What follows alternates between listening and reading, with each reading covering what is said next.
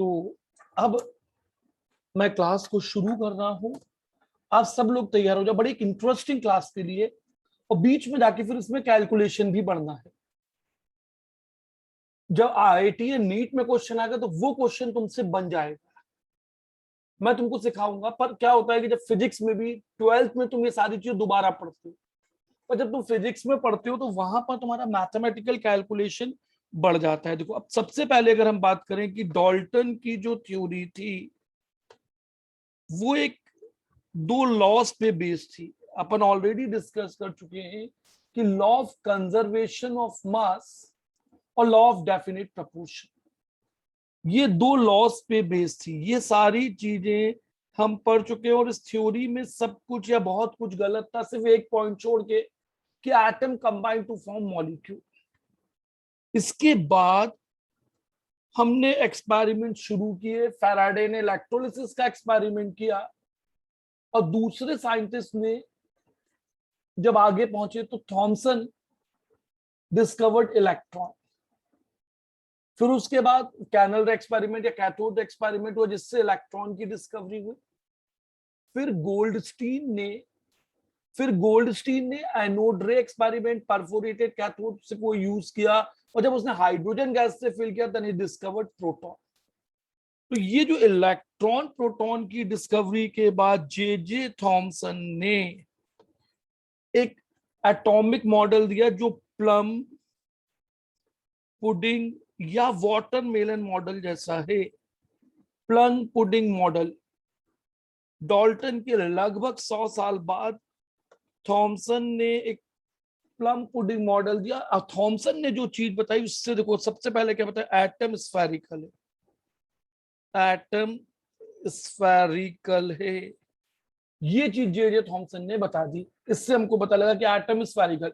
Dalton ने कुछ नहीं बताया कि एटम कैसा होता है, पर थॉमसन ने बताया कि एटम स्फेरिकल है। और थॉमसन ने एक और चीज हमको बताई कि एटम जो है वो इलेक्ट्रिकली न्यूट्रल है। इलेक्ट्रिकली न्यूट्रल, दो चीजें जे थॉमसन ने अपने एक्सपेरिमेंटल डेटा के बेसिस पे बताया कि एटम जो है वो कैसा है। How is atom? तो एटम इज इलेक्ट्रिकली न्यूट्रल। तुम्हारा एटम इलेक्ट्रिकली न्यूट्रल है और वो स्फेरिकल है। तो अपने मॉडल को बताने के लिए थॉमसन साहब ने ये पिक्चर ले ली। या तो प्लम पुडिंग बोलो, या तुम इसी को बोलो वाटरमेलन, या तो तुम बोलो प्लम पुडिंग, या उन्होंने बोला कि वाटरमेलन की तरह एटम के अंदर positive and negative charge distribute है।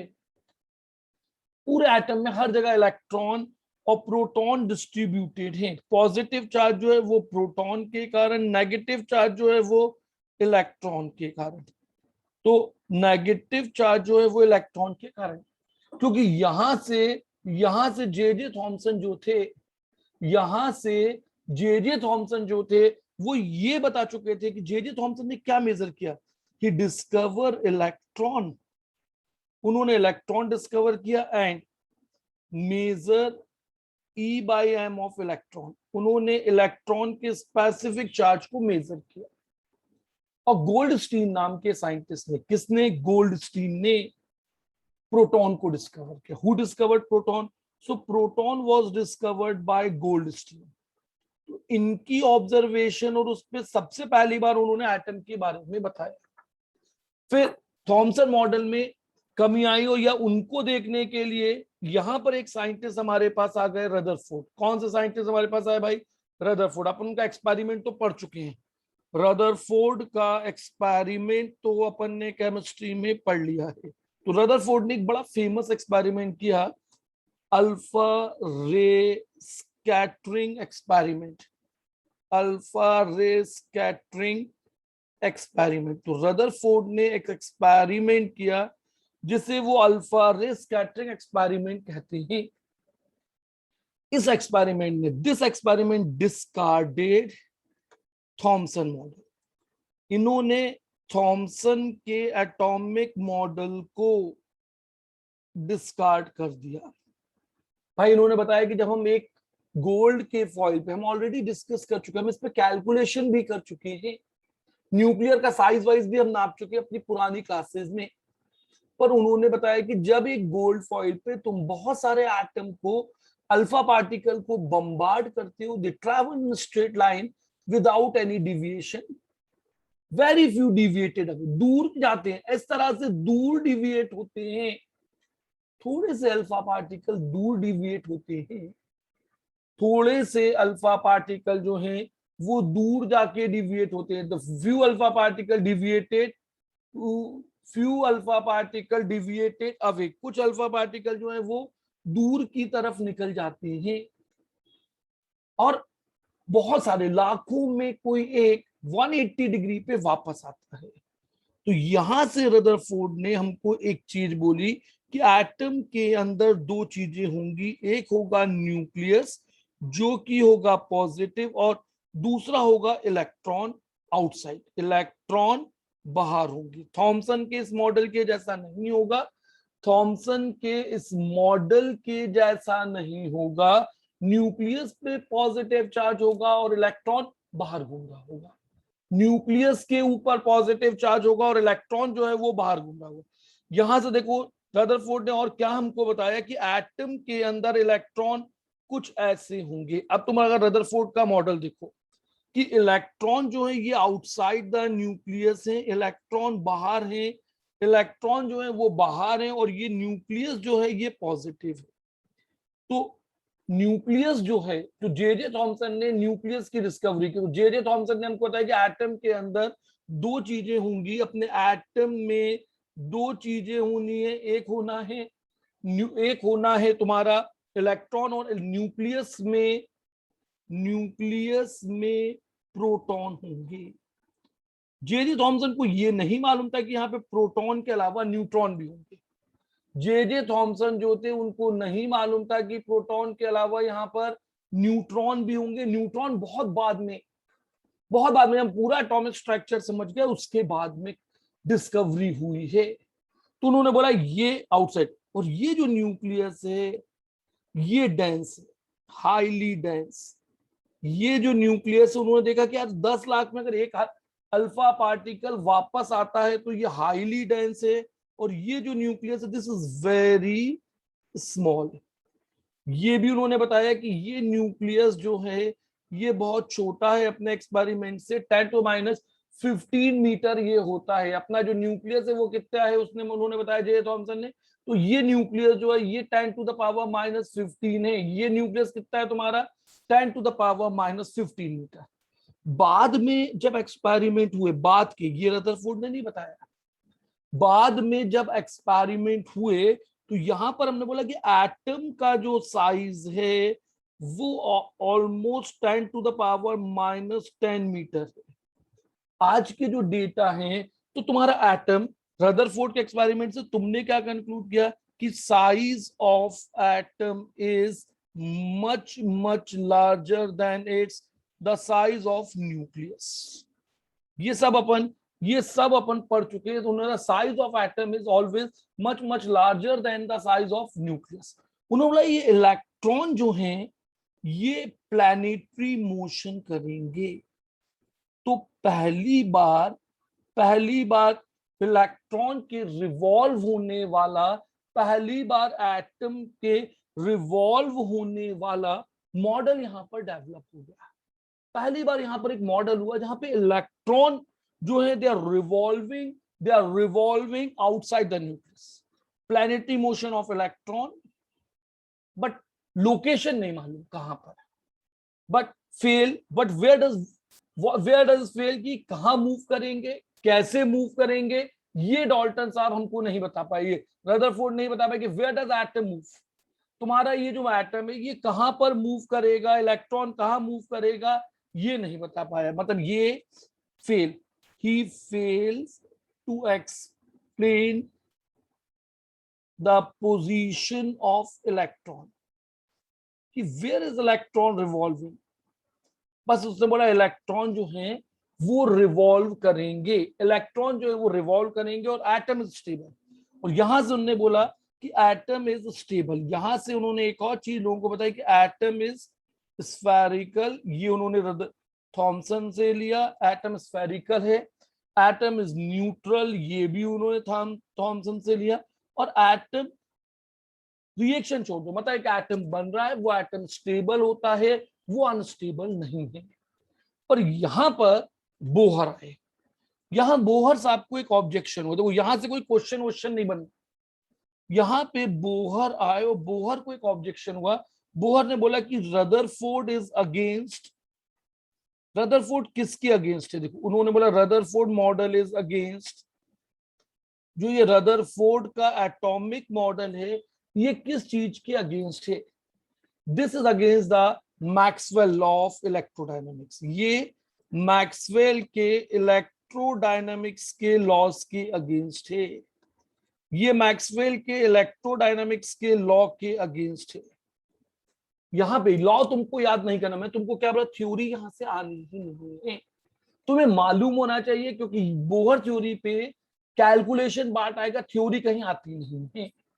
तो what does Bohr suggested to Neil Bohr was a scientist who raised the objection against a Bohr theory. He suggested that कि रदरफोर्ड का मॉडल जो है वो मैक्सवेल के लॉ के अगेंस्ट है। अब ये जो मैक्सवेल का लॉ है ये क्या चीज है, तो मैक्सवेल लॉ बोलता है कि जब भी कोई चार्ज एक्सिलरेट होगा तो एनर्जी को रेडिएट करेगा, एक्सिलरेटिंग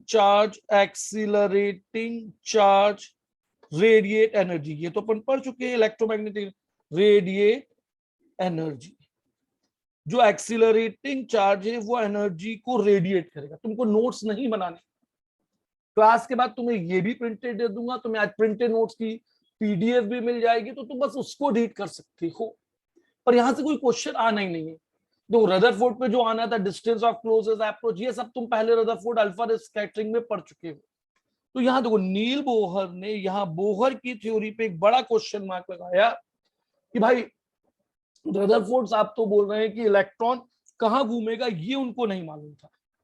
तो what is the biggest failure, यहां देखो पॉजिटिव भी था और फेलियर भी था, कि इन्होंने लोगों को ये तो बताया कि एटम का जो मॉडल है वो प्लैनेटरी मॉडल है, यहां पे उन्होंने बोला कि मैक्सवेल ने एक लॉ दिया है कि भाई एक चार्ज बॉडी जब एक्सीलरेट करती है तो वो एनर्जी को रेडिएट करती है, तो मतलब अगर वो एनर्जी को रेडिएट करती है तो तुम्हारे इलेक्ट्रॉन को ये न्यूक्लियस के पास एक इलेक्ट्रॉन को जो न्यूक्लियस है उसके पास स्पाइरल मोशन करना चाहिए। कैसा मोशन करना चाहिए, स्पाइरल मोशन करना चाहिए। यहां पर अगर एक इलेक्ट्रॉन था तो ये इलेक्ट्रॉन जो है ये स्पाइरल मोशन करेगा, तो अपने एनर्जी को बचाने के लिए बार बार इसका सरकमफ्रेंस छोटा होगा, और ये जो इलेक्ट्रॉन है, this electron will jump in less than nano second inside nucleus. ऐसा होना चाहिए, अगर मैक्सवेल का लॉ लगता है तो इस इलेक्ट्रॉन को जंप करके इतने समय में न्यूक्लियस के अंदर जाना चाहिए, but it is not true. उन्होंने बोला भाई ये तो सही नहीं है, ये चीज सही नहीं है। तो इसका मतलब कि ये जो बोहर का मॉडल है, इसका मतलब ये जो हुआ रदरफोर्ड का जो मॉडल है ये गलत हो गया, ये जो आपके रदरफोर्ड का मॉडल आया ये मॉडल आपका गलत हो गया।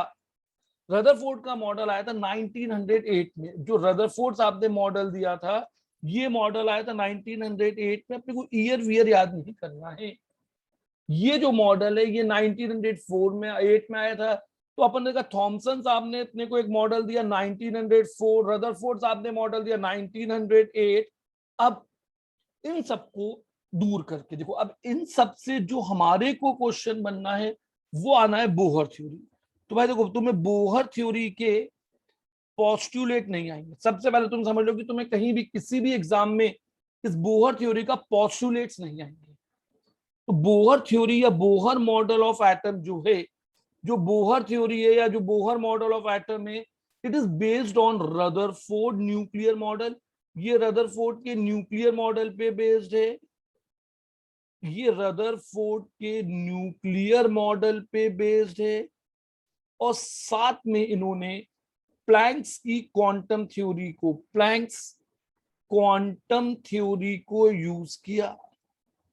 अब आपको यहां से समझना है कि बोहर साहब ने यहां पे क्या किया, what does Bohr perform, Bohr ने एक थ्योरी बनाई जो रदरफोर्ड के इस ड्रॉबैक को कि इलेक्ट्रॉन कहां पे घूम रहा है इसे दूर करने के लिए उसने एक थ्योरी यहां पे लगाई, प्लैंक्स क्वांटम थ्योरी। रदरफोर्ड ने रदरफोर्ड ने रदरफोर्ड ने के मॉडल की कमियों को, रदरफोर्ड के ड्रॉबैक्स को दूर करने के लिए बोहर ने यहाँ पे कौन सी थ्योरी लगाई, प्लैंक्स क्वांटम थ्योरी। प्लैंक्स ने ये बोला था कि E is equal to h nu, E is equal to h nu, energy is quantized. Planck's ने बोला था कि फोटोन या क्वांटम की जो एनर्जी है वो क्वांटाइज होगी। अब देखो बोहर ने अपनी थ्योरी में रदरफोर्ड, देखो थॉमसन से पहुंचे रदरफोर्ड, तो रदरफोर्ड के मॉडल को उन्होंने लिया, उन्होंने बोला एक न्यूक्लियस होगा, यहां पर एक न्यूक्लियस होगा जो कि पॉजिटिव होगा, जो कि डेंस होगा। बोहर को ये नहीं मालूम था, बोहर को ये नहीं मालूम था कि न्यूक्लियस के अंदर न्यूट्रॉन भी होगा। बोहर ये नहीं जानता था कि न्यूक्लियस के अंदर इलेक्ट्रॉन भी होगा, न्यूट्रॉन भी होगा। इलेक्ट्रॉन तो होते नहीं है पर न्यूट्रॉन होगा, ये बोहर को नहीं मालूम था। अब न्यूक्लियस पॉजिटिव होगा, electron revolve round the nucleus. अब यहां से बोहर ने बोला कि इलेक्ट्रॉन कहां रिवॉल्व करेगा, तो electron revolve round the nucleus. अब जो आपका इलेक्ट्रॉन है वो न्यूक्लियस के पास रिवॉल्व करेगा, revolve round the nucleus in certain permitted orbit, कुछ फिक्स ऑर्बिट पे रिवॉल्व करेगा। पहले तो आप समझो कि बोहर ने एक ऑब्जेक्शन दिया। बोहर की जो बेसिकली थ्योरी थी वो उसको एक सपने पे बेस्ड थी, वो रदरफोर्ड का एक्सपेरिमेंट तो कर रहा था, उसने एक रात में एक ड्रीम देखा, एक सपना देखा। तो बोहर ने क्या सपना देखा कि बोहर एक बड़े से स्टेडियम में खड़ा है और वो स्टेडियम पूरी तरफ से जल रहा है। एक फुटबॉल का स्टेडियम है जो कि इलिप्टिकल या ओवल शेप का स्टेडियम है, वो स्टेडियम जल रहा है। बोहर वहां पे हेल्प के लिए डिमांड कर रहा है, तो उसकी मदद करने के लिए एक फेरी, एक परी आती है जो ऊपर एक चक्कर लगाती है, एक राउंड सर्कल में घूम रही होती है। ये चीज बोहर को पहले समझ में आई और इसको दूर करने के लिए बोहर ने यहां पर क्या किया, क्वांटम की थ्योरी का उपयोग कर लिया। अपने इस मॉडल को एक्सप्लेन करने के लिए बोहर ने किस चीज का उपयोग कर लिया, क्वांटम। तो रदरफोर्ड के मॉडल पे बेसिकली उसने क्वांटम थ्योरी लगा दी। तो किसने सबसे पहले क्वांटम थ्योरी को, who first used the quantum theory to explain the structure of atom, Bohr. किसने सबसे पहले क्वांटम थ्योरी का यूज किया था, तो quantum theory was used by Bohr. तो उसने बोला देखो इलेक्ट्रॉन जो है वो रिवॉल्व करेगा। अब जो इलेक्ट्रॉन है वो रिवॉल्व करता है, तो जो ये वाला रास्ता है ये ऐसे ऐसे उसने एटम के पाथ बनाए। तो इस वाले पाथ को तुम बोलते हो के एल एम एन, ऐसे तुम और बना सकते हो। ये उसने एक सर्कुलर पाथ बनाया, ये सर्कुलर पाथ बनाया और बाद में इसी सर्कुलर पाथ को उसने नंबरिंग दी 1 2 3 4 5 6। इनके लिए उसने बोला एन। तो नेम क्या बोला उन्होंने ऑर्बिट का, Bohr name the orbit as KLMN। Bohr ने अपने ऑर्बिट को KLMN बताया और मैक्सिमम नंबर ऑफ इलेक्ट्रॉन भी बोहर ने यहां पे बता दिए। मैक्सिमम नंबर ऑफ इलेक्ट्रॉन भी बोहर ने बताया 2n²। अभी यहां पे जरूरत नहीं, हम ऑलरेडी से पीरियोडिक टेबल या इलेक्ट्रॉनिक कॉन्फ़िगरेशन लिखते वक्त यूज कर चुके हैं। तो बोहर ने आपको यहाँ पे क्या बताया, बोहर ने बताया कि एटम में इलेक्ट्रॉन हर जगह नहीं होगा, एटम में इलेक्ट्रॉन कुछ पर्टिकुलर जगह पे मूव करेगा, एटम में इलेक्ट्रॉन कुछ पर्टिकुलर जगह पे मूव करेगा और उस परमिटेड ऑर्बिट, और ये ऑर्बिट सर्कुलर शेप की होंगे। यहां से बोहर ने एक और चीज हमको बताई कि ये ऑर्बिटल कैसे होंगे, सर्कुलर शेप के होंगे। बोहर ने बोला कि इलेक्ट्रॉन, एटम के अंदर इलेक्ट्रॉन हर जगह मूव नहीं करेगा, एटम में इलेक्ट्रॉन वही मूव करेगा। अब देखो कहां पे जाएगा, यहां पे उसने एक चीज देखी थी, क्वांटम थ्योरी ने किस चीज का क्वांटाइजेशन किया था, तो मैंने आपको लास्ट क्लास में बताया था फोटोन। किस चीज का क्वांटाइजेशन किया था, फोटोन। तो एनर्जी को क्वांटाइज किया था। अपन ने ये पहले पढ़ लिया था कि energy of photon is quantized, photon is quantized, energy जो है फोटोन की वो क्वांटाइज होती है। इसलिए इससे जुड़ी हुई दूसरी प्रॉपर्टी, जैसे angular momentum of photon is quantized, angular momentum of photon is quantized, angular momentum of photon is quantized. अब वही चीज बोहर ने बताई कि अब एटम में इलेक्ट्रॉन कहां मूव करेगा, तो इलेक्ट्रॉन वहां पे, इलेक्ट्रॉन कैन मूव ओनली, अब ये बड़ा ध्यान से रखना है, ये पोस्टुलेट बोहर का था, इलेक्ट्रॉन कैन मूव। तुमको एक ही पोस्टुलेट बोहर का याद करना है, electron can move only, only in those circular orbit. मतलब हर जगह पे इलेक्ट्रॉन मूव नहीं करेगा, इलेक्ट्रॉन सिर्फ उसी जगह पे मूवमेंट करेगा, इलेक्ट्रॉन जो है वो उसी जगह पे मूवमेंट करेगा where its angular momentum, where its angular momentum. मतलब किसका एंगुलर मोमेंटम की हम बात कर रहे हैं यहाँ पे, इलेक्ट्रॉन, एंगुलर मोमेंटम। अब देखो मोमेंटम क्या होता है, मास इनटू वेलोसिटी, और एंगुलर मोमेंटम होता है एमवीआर। एंगुलर मोमेंटम होता है, देखो एंगुलर मोमेंटम ऑफ इलेक्ट्रॉन, ये तुम फिजिक्स में सीख जाओगे, मैं यहाँ पे डिराइव नहीं कर रहा, मैं यहाँ पे तुमको मैकेनिक्स नहीं पढ़ा रहा। एमवीआर, एंगुलर मोमेंटम क्या होता है तो बताओ, एंगुलर मोमेंटम होता है एमवीआर। ये तुम्हें अभी ध्यान रखना है, मैं डिराइव नहीं कर रहा, मुझे डेरिवेशन आता है, पर जैसे तुम फिजिक्स में मैकेनिक्स पढ़ते हो तुम्हें समझ में आ जाता है कि एंगुलर मोमेंटम क्या होता है, एमवीआर। इलेक्ट्रॉन उन सर्कुलर ऑर्बिट में मूव कर सकता है जहां पर एंगुलर मोमेंटम इज इंटीग्रल। अब बहुत ध्यान से देखो, is integral multiple of, integral multiple of h/2 pi. Atom में इलेक्ट्रॉन वहीं पे मूव कर सकता है जहां पर उसका एंगुलर मोमेंटम, ये देखो ये एंगुलर मोमेंटम जो है वो क्या होना चाहिए, एन h/2 पाई। और अब ये जो एन है ये एक इंटीजर है, ये एक एन जो है ये इंटीजर है, 1 2 3 4, यही तुम्हारे अब ऑर्बिट का नंबर हो गया। ये अब तुम्हारा इंटीजर है, और ये इंटीजर किसको रिप्रेजेंट करता है, ऑर्बिट के नंबर को। ये तुम्हारा इंटीजर है और ये किस चीज को रिप्रेजेंट करेगा, ऑर्बिट के नंबर को। ये एक इंटीजर है और ये इंटीजर किस चीज को रिप्रेजेंट करता है, तो ये इंटीजर एक ऑर्बिट के नंबर को रिप्रेजेंट करता है। अब देखो आगे उसने h/2 पाई को, आगे के साइंटिस्ट h/2 पाई को h काट देते हैं। भाई तुमको मालूम है, तुमने ये चीज पढ़ी हुई है h। अब h/2 पाई, h एक कांस्टेंट है, प्लैंक्स कांस्टेंट है। जब तुम प्लैंक्स कांस्टेंट को 2 पाई से डिवाइड करते हो तो एक और कांस्टेंट आता है जिसको शॉर्टकट में तुम h क्रॉस लिखते हो, जिसे तुम शॉर्टकट में h क्रॉस लिखते हो तो तुम इसको NH क्रॉस भी लिख सकते हो। तुम इस चीज को N और H को काट के लिखना, इससे तुम NH क्रॉस भी लिख सकते हो। तो अब आपको यहां पे समझना बोहर ने क्या बड़ा काम करा था, रदरफोर्ड के मॉडल की कमियों को दूर करने के लिए, रदरफोर्ड मॉडल की कमियों को दूर करने के लिए बोहर ने क्या बोला कि एक चीज को क्वांटाइज करा।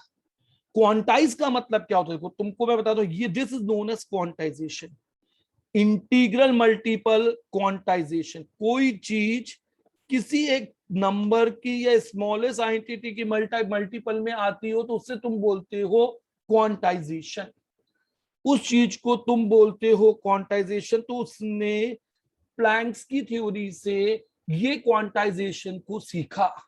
अब जैसे ही उसने क्वांटाइज, तो मतलब इस छोटे से नंबर के मल्टीपल में, मतलब अब इलेक्ट्रॉन एटम में, अब इलेक्ट्रॉन एटम में वही मूव करेगा जैसे ये है, तो इसका रेडियस है r1, दूसरे वाले और शेल का रेडियस है r2, तीसरे वाले ऑर्बिट का रेडियस है r3, चौथे वाले का रेडियस होगा r4, पांचवे वाले का रेडियस जो है वो r5 के एलिमेंट। तो अब इलेक्ट्रॉन जहां पे घूम रहा है तो उसमें एमवीआर क्या है, m is the mass of electron, v is the velocity of electron. इस फॉर्मूले में m is mass of electron, ये जो m है ये m is mass of electron, electron का मास है। मतलब अब अगर तुम यहाँ पे मान लो कि इलेक्ट्रॉन की जगह तुमको ऐसा क्वेश्चन आए कि एक मीजॉन मूव कर रहा है, तो मीजॉन का मास अगर इलेक्ट्रॉन के मास से ज्यादा है तो तुम वहां पे मीजॉन का मास रख दो, अगर कोई हल्का पार्टिकल है तो उसका मास रख दो। अब बोहर ने बोला ये जो नंबर आए ना तुम्हारे, इन्हीं नंबर को, ये जो इंटीजर है इन्हीं नंबर को उसने के एल एम एन ये ऑर्बिट के नंबर दिखाने शुरू किए, ये ऑर्बिट के नंबर दिखाने शुरू किए। तो बोहर ने बोला कि एटम के अंदर इलेक्ट्रॉन, अब तुमको बहुत ध्यान से समझना है। तो अब यहां से हम धीरे धीरे डेरिवेशन की तरफ जा रहे हैं। डेरिवेशन अगर तुम सीखोगे तो तुम न्यूमेरिकल सॉल्व कर पाओगे। तो तुम्हें बोहर की थ्योरी याद नहीं करनी है। देखो ये जो बोहर की थ्योरी है ये थ्योरी तुमको बिल्कुल भी याद नहीं करनी, ना स्कूल के लिए ना ऑब्जेक्टिव के लिए। हाँ तुमको इससे जुड़ी सिर्फ दो चीजें ध्यान रखनी है कि बोहर ने एक थ्योरी दी जो दो चीजों पे बेस थी, कि रदरफोर्ड के मॉडल और प्लैंक्स की क्वांटम थ्योरी पे। तो रदरफोर्ड मॉडल पे ऑब्जेक्शन भी बोहर ने उठाया, रदरफोर्ड मॉडल पे ऑब्जेक्शन भी बोहर ने उठाया कि भाई ये नहीं बता पा रहा कि इलेक्ट्रॉन कहां मूव करता है। अपने इस ऑब्जेक्शन को दूर करने के लिए बोहर ने क्वांटाइजेशन का कंसेप्ट दे दिया। बोहर ने यहां पे कौन सा कंसेप्ट दिया? तो Bohr gave the concept of quantization. तो as a result of quantization of angular momentum, angular momentum के क्वांटाइजेशन के कारण, एंगुलर मोमेंटम मतलब इलेक्ट्रॉन मूव कर, तो मोमेंटम दो तरह के होते हैं, लीनियर मोमेंटम, अगर कोई ऑब्जेक्ट सीधा सीधा चलता है तो m इंटू वी, और अगर कोई ऑब्जेक्ट का एंगुलर पार्ट ऐसा घूम रहा है, सर्कुलर पाथ या डिविएट हो रहा है, तो एंगुलर मोमेंटम के लिए तो इस क्वांटाइजेशन के कारण दूसरी चीजें भी क्वांटाइज हो जाएंगी। इसके कॉन्सिक्वेंस की वजह से, as a consequence of this, इसके कॉन्सिक्वेंस की वजह से तुम्हारी दूसरी प्रॉपर्टी भी, अदर पैरामीटर ऑफ इलेक्ट्रॉन, दूसरे जो पैरामीटर, अगर एक चीज को तुमने क्वांटाइज किया तो अदर पैरामीटर या क्वांटिटीज जो तुम नाप रहे हो वो भी क्वांटाइज हो जाएंगी। अगर ये क्वांटाइज है तो दूसरी जितनी भी प्रॉपर्टीज तुम नापोगे जो इससे जुड़ी हुई होंगी वो भी ऑटोमेटिकली क्वांटाइज हो जाएंगी। इसका मतलब रेडियस, वेलोसिटी, वो अब किसी चीज की मल्टीपल होंगी, वो h/2π की मल्टीपल नहीं होंगी, पर वो एक किसी छोटे नंबर के इंटीग्रल मल्टीपल में ही तुमको यहाँ पे मिलनी है। लीनियर मोमेंटम, अगर तुम यहाँ पे लीनियर मोमेंटम होता तो, पर अपन तो लीनियर मोमेंटम नहीं नापते हैं फिजिक्स में, लीनियर मोमेंटम एनर्जी। अब तुम इलेक्ट्रॉन के लिए जो जो नापोगे वो भी क्वांटाइज होगा। बोहर ने अपनी थ्योरी में बोला कि क्वांटाइज। तो तुम मुझे बताओ क्वांटाइजेशन वर्ड का मतलब क्या होता है? What is the meaning of quantization? Integral multiple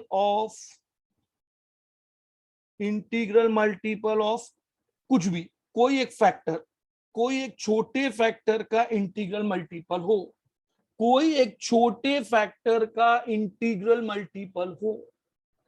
कोई एक फैक्टर का।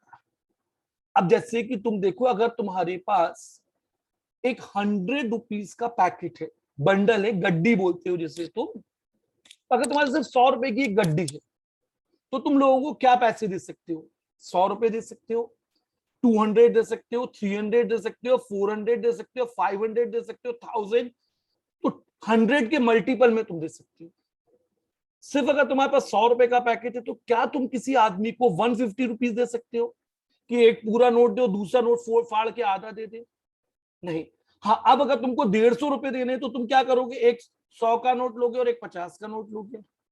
या तुम एक 100 का नोट लोगे, या 10-10 के 5 नोट लोगे, या एक 100 का नोट लोगे, 20-20 के 2 लोगे, और एक 10 का नोट लोगे।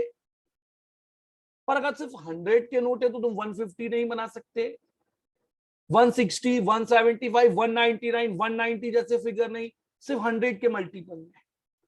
अगर सिर्फ 100 रुपए का ही होता, अगर इमेजिन 100 होता तो तुम क्या बोलते, 100 के मल्टीपल में। तो तुम यहां पे क्या बोलते, 100 के मल्टीपल में, 100 के मल्टीपल में ही इलेक्ट्रॉन। हम ट्रांजेक्शन पर, ये 100 थोड़ी है, यहां पर 100 थोड़ी है। यहां तो उसने बोला कि एटम के अंदर इलेक्ट्रॉन, एटम के अंदर इलेक्ट्रॉन वहीं पे मूव करेगा जहां पर उसका एंगुलर मोमेंटम h/2 के इंटीग्रल मल्टीपल में आए। बोहर एज्यूम्ड, ये एजम्पशन था, प्रूव नहीं कर पाए बोहर से, ये बोहर का एजम्पशन था। ड्रॉबैक, किसके ड्रॉबैक को दूर करने के लिए, रदरफोर्ड। उन्होंने प्लैंक्स की थ्योरी को देखा कि अगर फोटोन की एनर्जी क्वांटाइज है तो इलेक्ट्रॉन की एंगुलर मोमेंटम क्वांटाइज है, और अगर एंगुलर मोमेंटम क्वांटाइज हो, दूसरी सारी मेजरेबल प्रॉपर्टीज भी क्वांटाइज हो जाए। अगर एक चीज को क्वांटाइज किया है तो दूसरी प्रॉपर्टी भी तुम्हारी क्वांटाइज हो जाएगी। अगर एक चीज को तुमने क्वांटाइज किया तो दूसरी प्रॉपर्टीज भी क्वांटाइज होगी। अब देखो, जब तक एंगुलर, जब तक, अब तुमको यहां से ध्यान से देखना है, बहुत ध्यान से समझना है, कंफ्यूजन नहीं चाहिए। इलेक्ट्रॉन जब तक, as long as electron move in quantize orbit, quantized orbit, अब डेफिनेटली जहां भी और घूमेगा वो क्वांटाइज होगा, quantized orbit, its energy is fixed, its energy is fixed। जहां भी इलेक्ट्रॉन घूमेगा उसकी एनर्जी फिक्स होगी, जहां भी इलेक्ट्रॉन घूमेगा वहां उसकी एनर्जी एक फिक्स अमाउंट में इलेक्ट्रॉन से जुड़ी होगी। अब बताओ वो कहां से एनर्जी आ रही है, तो इलेक्ट्रॉन के पास दो कारणों से एनर्जी आएगी, एक न्यूक्लियस के अट्रैक्शन के कारण और एक अपनी स्पीड के कारण। तो जब तक, as long as electron is revolving, as long as electron is revolving round a nucleus, its energy in fixed। और ऐसे ऑर्बिट को उसने बोला स्टेशनरी ऑर्बिट, ऐसे ऑर्बिट को, ऐसे ऑर्बिट को रदरफोर्ड बोहर ने क्या नाम दे दिया, ऐसे ऑर्बिट को बोहर ने बोला स्टेशनरी ऑर्बिट, ऐसे ऑर्बिट को बोहर ने बोला स्टेशनरी ऑर्बिट। तो यहां पे स्टेशनरी ऑर्बिट का मतलब है इलेक्ट्रॉन मूव कर रहा है और एनर्जी कांस्टेंट है, इलेक्ट्रॉन मूव कर रहा है, इलेक्ट्रॉन मूव कर रहा है और उसकी एनर्जी जो है वो फिक्स है, वो बदल नहीं रही है। स्टेशनरी ऑर्बिट में इलेक्ट्रॉन स्टेशनरी नहीं है, स्टेशनरी ऑर्बिट में इलेक्ट्रॉन स्टेशनरी नहीं है, स्टेशनरी ऑर्बिट में इलेक्ट्रॉन तो कंटिन्यूअस मूव कर रहा है। अभी अपन आगे निकालेंगे कितनी स्पीड से मूव कर रहा है, एक सेकंड में कितनी बार मूव कर रहा है। पर स्टेशनरी ऑर्बिट के अंदर तुम्हारा इलेक्ट्रॉन स्टेशनरी नहीं है, स्टेशनरी ऑर्बिट में तुम्हारा इलेक्ट्रॉन जो है वो स्टेशनरी नहीं है। अब बोहर ने बोला कि अब एटम का जो है, अब देखो मान लिया कि जैसे हाइड्रोजन एटम में, हाइड्रोजन के एटम में ये न्यूक्लियस है जिसपे 1 यूनिट पॉजिटिव चार्ज है, 1 यूनिट ऑफ पॉजिटिव चार्ज है, और यहां पर एक इलेक्ट्रॉन मूव कर रहा है, यहां पर एक इलेक्ट्रॉन मूव कर रहा है। हाइड्रोजन के एटम में यहां एक स्टेशनरी ऑर्बिट है जिसपे एक इलेक्ट्रॉन मूव कर रहा है। अब अगर electron n is equal to 1 मतलब k वाले शेल में मूव कर रहा है तो यहां पे कण घूमता रहेगा, घूमता रहेगा, घूमता रहेगा, घूमता रहेगा, ना एनर्जी को लेगा ना एनर्जी को देगा। Energy is fix and stationery orbit and does not and does not emit or absorb energy, does not emit or absorb energy। अब ना वो एनर्जी को लेगा ना वो एनर्जी को देगा। तुमको तो कोई ये नहीं रखना, तुम्हें इन सब से न्यूमेरिकल सॉल्व करना है। तो as long as electron, school में भी नहीं आती है बोहर थ्योरी, जब तक इलेक्ट्रॉन किसी भी फर्स्ट में घूमे, सेकंड में घूमे, थर्ड में घूमे, फोर्थ में घूमे, अब जब तक इलेक्ट्रॉन घूम रहा है तब तक ना वो एनर्जी को ले रहा है और ना एनर्जी को दे रहा है। तो इस ऑर्बिट को तुम बोलते हो stationary orbit, as long as electron is revolving in this. हाँ, अब इस इलेक्ट्रॉन पे देखो, अब ये इलेक्ट्रॉन यहां घूम रहा है, अब ये इलेक्ट्रॉन यहां घूम रहा है, इस इलेक्ट्रॉन के ऊपर एक फोटोन आए, इलेक्ट्रॉन के ऊपर एक क्वांटम या फोटोन आए, क्वांटम या फोटोन आए। अब ये क्वांटम और फोटोन कहां से आएगा, ये क्वांटम और फोटोन कहां से आएगा, या हमने इसको एनर्जी दी, हमने इस इलेक्ट्रॉन को एक लाइट के फॉर्म से एनर्जी दी या करंट के फॉर्म से एनर्जी दी, मैं आगे बताऊंगा। तो इस एनर्जी को लेके ये इलेक्ट्रॉन यहां से कूद के इधर चला जाएगा। तो when energy is given, when energy is given to electron, जब अब तुम इलेक्ट्रॉन को एनर्जी दोगे, when energy is given to electron, if electron accept energy, अभी बताऊंगा कि क्या क्यों यहां पे if वर्ड लगाया, क्यों यहां पर if लगाया, ये अभी क्लास खत्म होते होते तुमको बताऊंगा, क्योंकि एनर्जी क्वांटाइज्ड है तो सिखाऊंगा, पर अभी नहीं। if when energy is given to electron and if electron accept that energy, then electron move from lower energy level to higher। अब तुम्हारा इलेक्ट्रॉन एक एनर्जी लेवल से हायर एनर्जी लेवल पे चला जाएगा। तो यहां बोहर ने बताया कि जैसे जैसे देखो आगे पढ़ेंगे, जैसे जैसे न्यूक्लियस से दूर जाएंगे वैसे वैसे रेडियस बढ़ेगा, वैसे वैसे एनर्जी बढ़ेगी। बोहर ने अपने कैलकुलेशन में बताया कि जैसे जैसे हम न्यूक्लियस से दूर जाते हैं तो ऑर्बिट का साइज बढ़ता है, क्योंकि उनका सर्कमफ्रेंस बड़ा हो जाता है, तो उनका रेडियस बढ़ जाता है और उनकी एनर्जी भी बढ़ती है, उनकी एनर्जी भी बढ़ती है। बोहर ने बोला कि जैसे जैसे एन बढ़ेगा, as n increases radius increases energy increases. Bohr ने ये कैलकुलेशन कर दिया था, मैं इनको डिराइव करके बताऊंगा।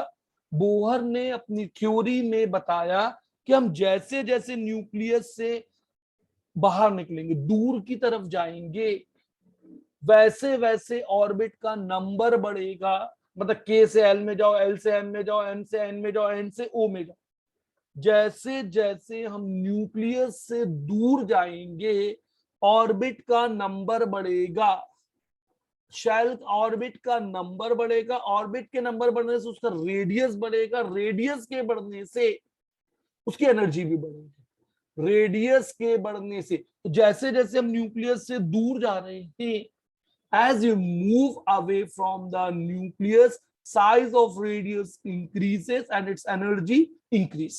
अब ये एनर्जी कैसे आएगी, अब एनर्जी तो बढ़ गई, तो मतलब जब कोई इलेक्ट्रॉन एक क्वांटम को एब्जॉर्ब करेगा तो फोटोन की एनर्जी या इस क्वांटम की एनर्जी को लेके वो एक एनर्जी लेवल से ऊपर के एनर्जी लेवल में पहुंच जाएगा, या वो एटम से बाहर भी निकल आएगा।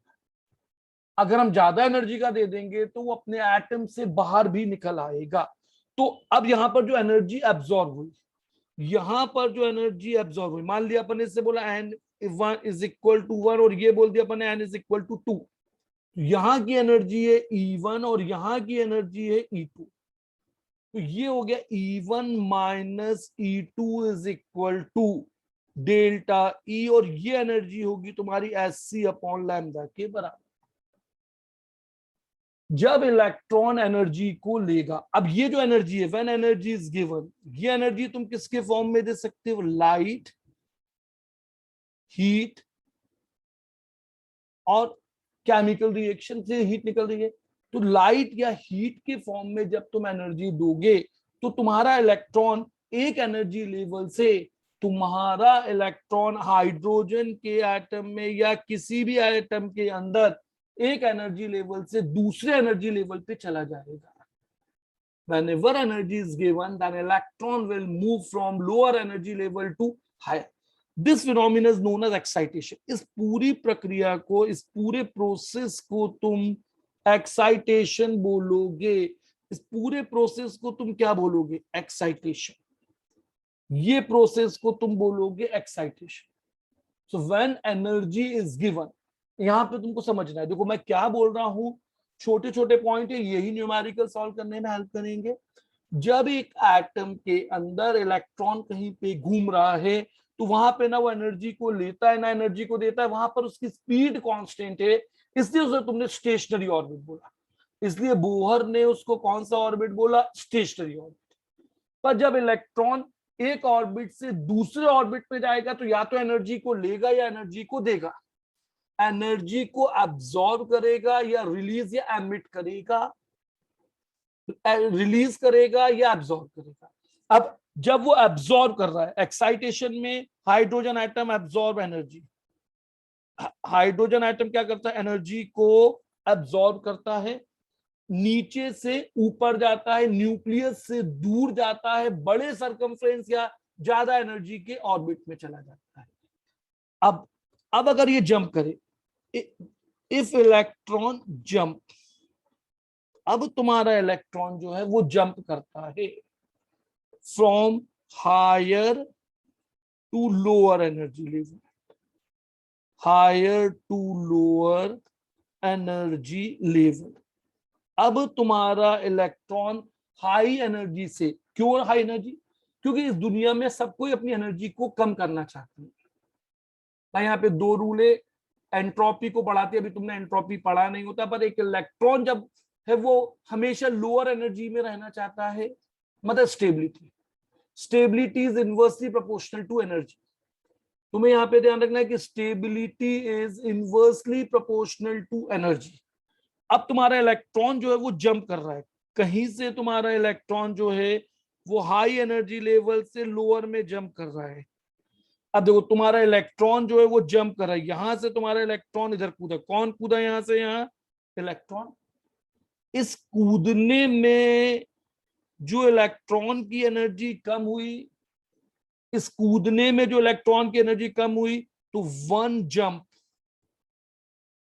विल गिव वन क्वांटम या वन फोटोन।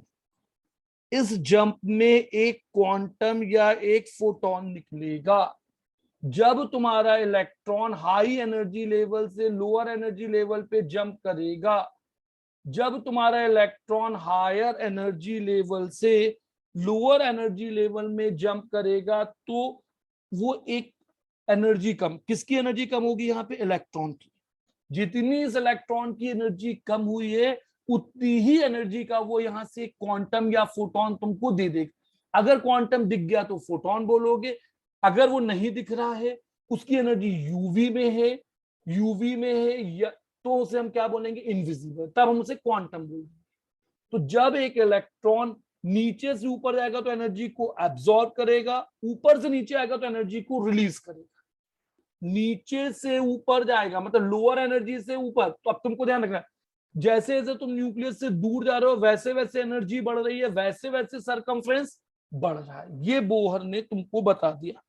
तो अब बोहर ने यहाँ पे देखो क्या चीज बोली कि यहां पर क्या हो रहा है? De excitation. This is de excitation.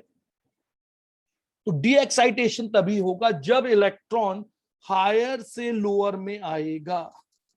D excitation takes place when electron jumps from higher energy level to lower.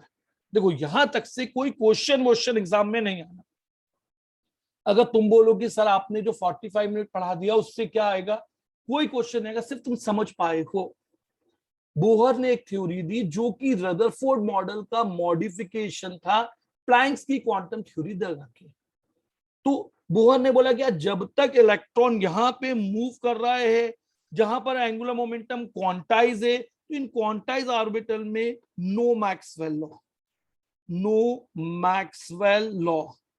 अब देखो यहां पर इलेक्ट्रॉन कांस्टेंट स्पीड से मूव कर रहा है, इसलिए इलेक्ट्रॉन की एनर्जी, अब देखो कब एनर्जी को लेगा या देगा, जब एटम के अंदर इलेक्ट्रॉन नीचे से ऊपर जाए, न्यूक्लियस से दूर जाए। जब तुम्हारा इलेक्ट्रॉन कहां जाए, न्यूक्लियस से दूर जाए, सेकंड में जा सकता है, थर्ड में जा सकता है, फोर्थ में आ सकता है, तो एटम के अंदर इनफाइनाइट ऑर्बिट है। बोहर ने एक और चीज बताई, बोहर ने यहां से तुमको एक और चीज बताई कि एटम के अंदर कितने ऑर्बिट होंगे, इनफाइनाइट। एक एटम के अंदर इनफाइनाइट ऑर्बिट होंगे, एक एटम के अंदर इनफाइनाइट नंबर ऑफ ऑर्बिट होंगे। तो जब कोई इलेक्ट्रॉन कम एनर्जी, मतलब छोटे नंबर के ऑर्बिट से बड़े नंबर के ऑर्बिट में जाएगा, तो वो फोटोन को या एनर्जी को एब्जॉर्ब करेगा। पर जब एनर्जी देने के तरीके क्या हो सकते हैं, हीट के फॉर्म में, लाइट के फॉर्म में, या कोई मैकेनिकल फॉर्म से तुमने एनर्जी उसको दी, तो इलेक्ट्रॉन कहां चला गया, तुम्हारा लोअर एनर्जी लेवल से हाई। पर जब वो ऊपर से नीचे कूदेगा तो सिर्फ एनर्जी एक ही फॉर्म में देगा, इलेक्ट्रोमैग्नेटिक रेडिएशन। जब तुम्हारा इलेक्ट्रॉन हायर एनर्जी लेवल से लोअर एनर्जी लेवल पे आएगा, तो तुम्हें एक ही फॉर्म में एनर्जी देने वाला है, इलेक्ट्रोमैग्नेटिक रेडिएशन। तो electron jump from higher to lower energy level, energy release, तब तुम्हारे पास क्या होगा, energy release in the form of electromagnetic radiation. तब तुम्हारे पास एनर्जी आएगी इलेक्ट्रोमैग्नेटिक रेडिएशन के फॉर्म में। अब बोहर ने कुछ कैलकुलेशन भी की अपनी थ्योरी के बेसिस पे, बोहर ने कुछ कैलकुलेशन करे।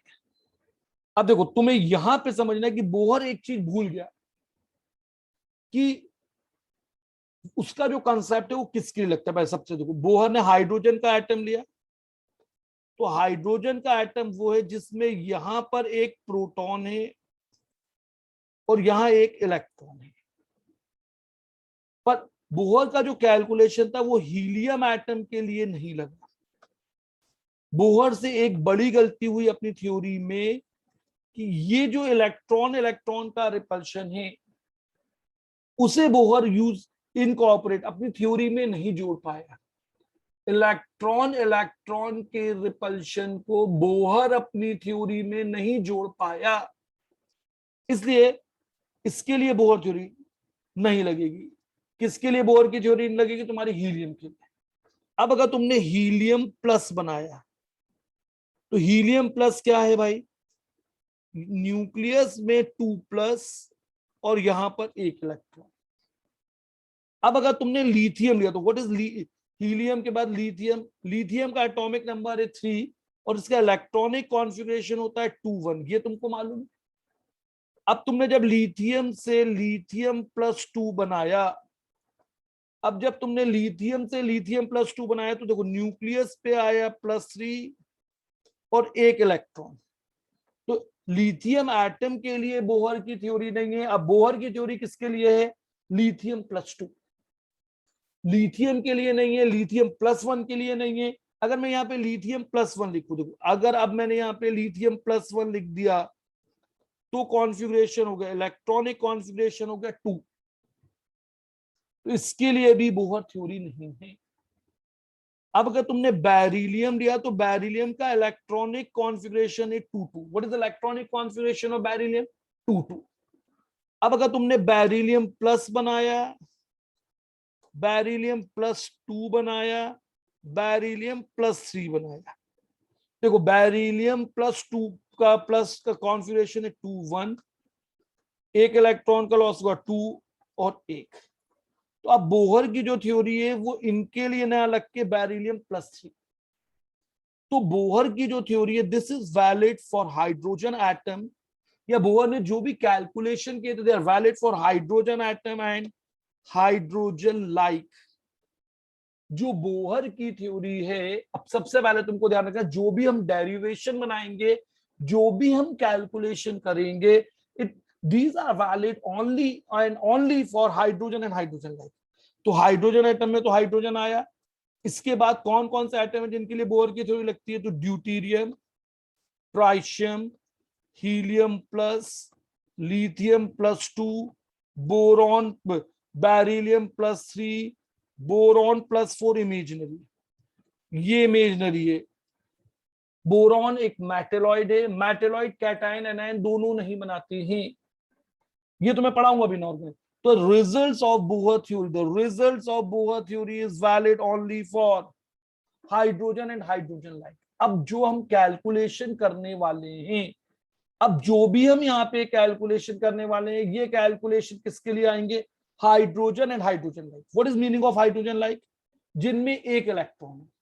हाइड्रोजन लाइक का मतलब है only one electron, only one electron system, एक इलेक्ट्रॉन वाले एटम या आयंस जिनमें एक ही इलेक्ट्रॉन है। तो मतलब लिथियम के लिए नहीं है, बेरिलियम के लिए नहीं है, कार्बन के लिए बोहर के रिजल्ट नहीं है, ना किसी। तो किसके लिए यहां पर रिजल्ट लगा दिए हमने?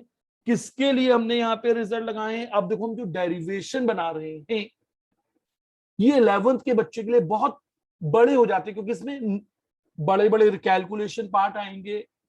तो तुमको ध्यान से क्लास अटेंड करनी है। यहां के बाद तुम्हारी क्लास बड़ी इंपॉर्टेंट है। क्वेश्चन तो तुमसे बनेंगे, पर तुम डेरिवेशन बोलो, रिजल्ट बोलो, तो तुम रिजल्ट रटना नहीं, तुम देखो कैसे डिराइव करे, तो बस उस चीज पे ध्यान रखना। तो सबसे पहले मैंने तुमको क्या बताया कि जो बोहर का कैलकुलेशन है, this is valid only for hydrogen and hydrogen like. किसके लिए लगता है ये? Only for hydrogen and hydrogen like. What is the meaning of hydrogen like? क्या मतलब होता है हाइड्रोजन लाइक का? वो सिंगल जिनमें इलेक्ट्रॉन। एक इलेक्ट्रॉन है। क्या मतलब होता है हाइड्रोजन लाइक का?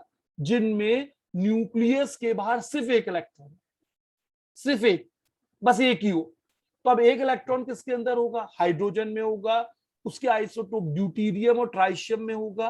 हीलियम के मोनोवैलेंट कैटायन मतलब 1+, lithium +2, beryllium +3, boron +4, imaginary carbon +5, imaginary nitrogen 7, 5, nitrogen 6, 5 इनके ऊपर। तो अब देखो तुम यहां पे देखो रिजल्ट उसने कैसे बनाया। अब डेरिवेशन बहुत आसान है, ध्यान से देखना है। सर हाँ बोलो। सर जो एटम होता है सर, उसमें इनफाइनाइट ऑर्बिट्स होती है।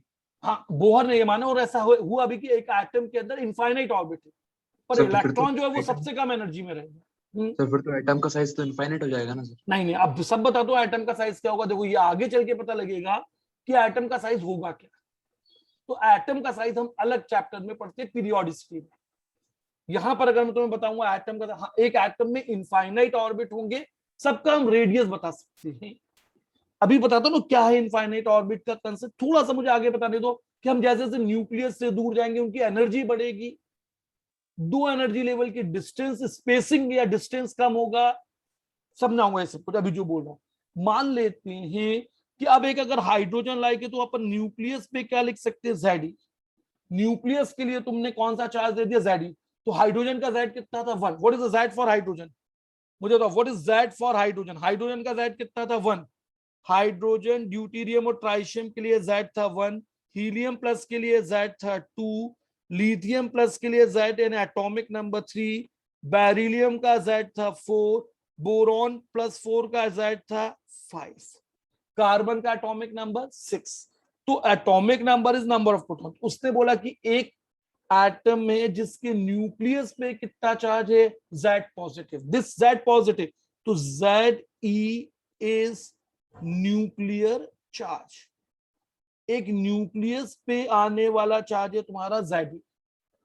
अब इलेक्ट्रॉन जो है वो रिवॉल्व कर रहा है। देखो इलेक्ट्रॉन जो है वो ई से दिखा रहे हो, ये रहा तुम्हारा इलेक्ट्रॉन, ये रहा तुम्हारा इलेक्ट्रॉन जिसे तुमने ई से दिखाया।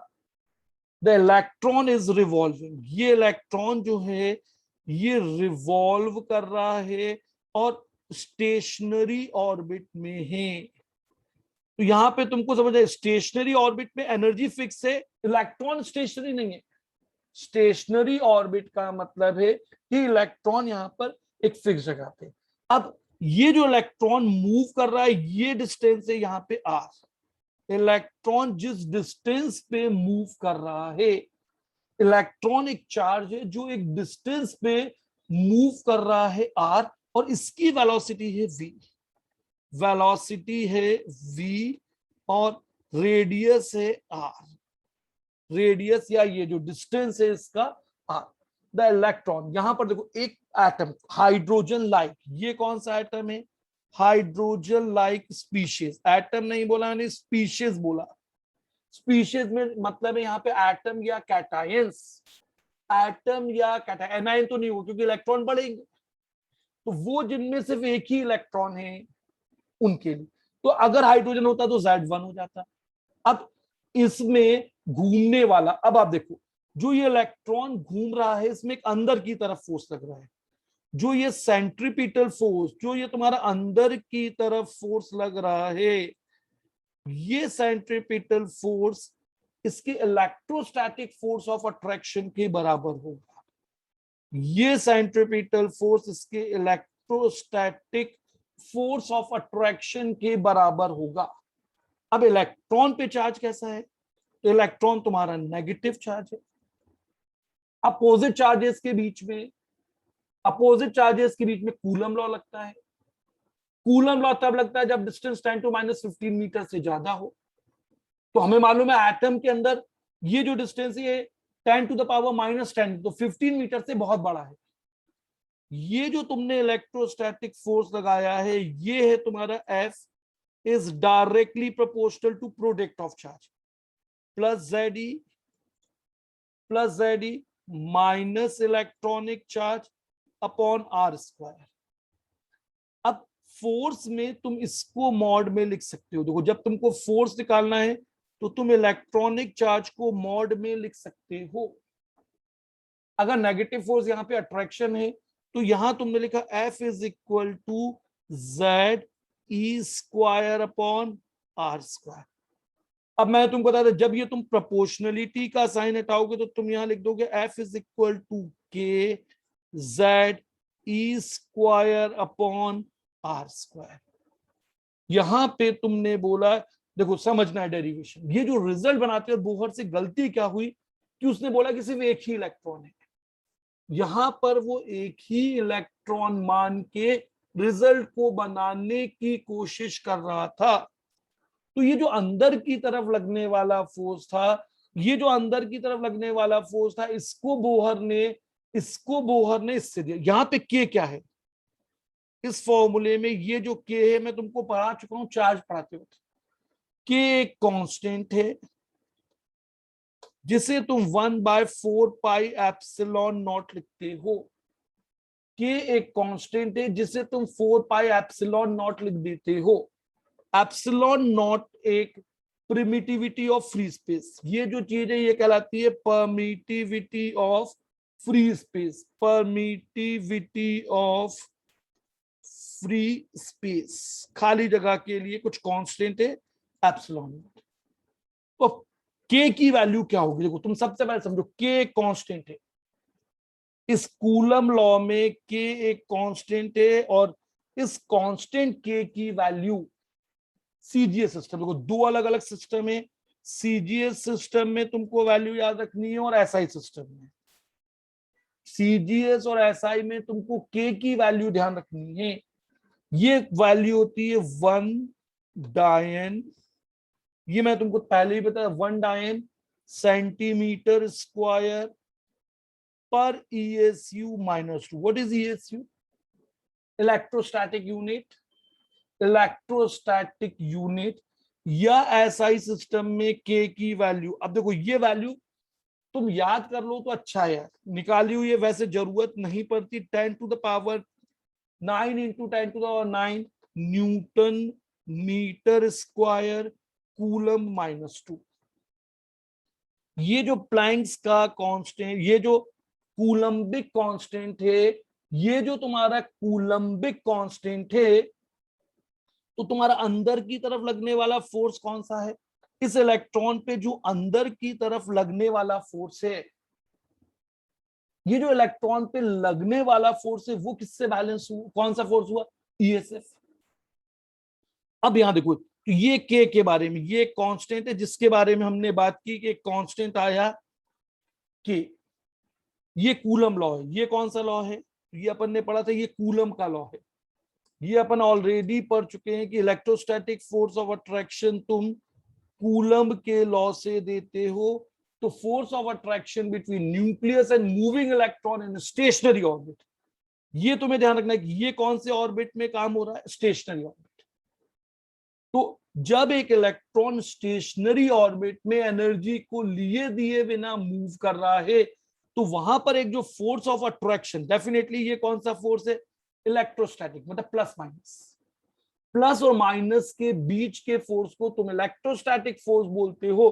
तो जब as long as this electron moving at constant distance, मतलब एक रेडियस, एक डायमीटर में जब वो घूम रहा है सर्कमफ्रेंस पे, तो उसमें फोर्स है। अब यहां पर एक और चीज होगी, यहां पर तुम्हें एक और चीज ध्यान रखनी है कि इस इलेक्ट्रोस्टैटिक फोर्स को, ये जो तुम्हारा इलेक्ट्रोस्टैटिक फोर्स ऑफ अट्रैक्शन को बैलेंस करेगा।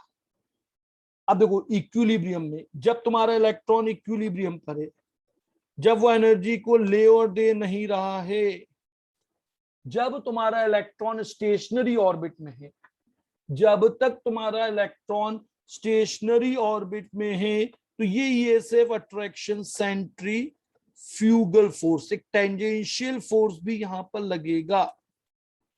भाई अगर इलेक्ट्रॉन पे सिर्फ अट्रैक्शन होता तो इलेक्ट्रॉन न्यूक्लियस की तरफ चला जाता, यही तो रदरफोर्ड की गलती थी, क्यों नहीं? उससे बोला ये जो फोर्स है, ये जो फोर्स है, ये होगा तुम्हारा एम, ये तुम अभी फिजिक्स में पढ़ोगे, मैं ये डिराइव नहीं कर रहा, m v square upon are.